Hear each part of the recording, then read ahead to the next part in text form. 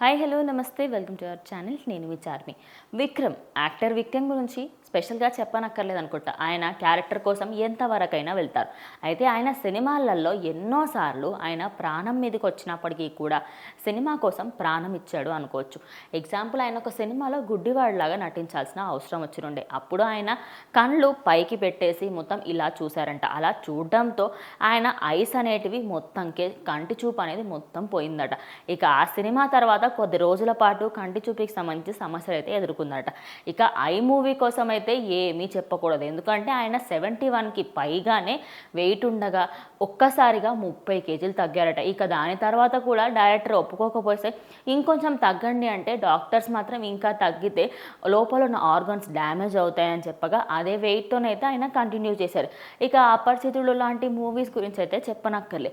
ఒకవైపు సున్నితంగా ఉండే రాముడిలాగా, ఇంకోవైపు రొమాంటిక్గా ఉండే రెమోలాగా, అదేవిధంగా తప్పు చేస్తే శిక్షించే విధంగా అపరిచితుడిలాగా ఆయన నటించిన సినిమాలు ఎన్నెన్నో. ఇక ఈ రీసెంట్గా రిలీజ్ అయిన తంగళం మూవీలో అయితే ఆయనేనా అనే విధంగా అయితే అనిపించింది.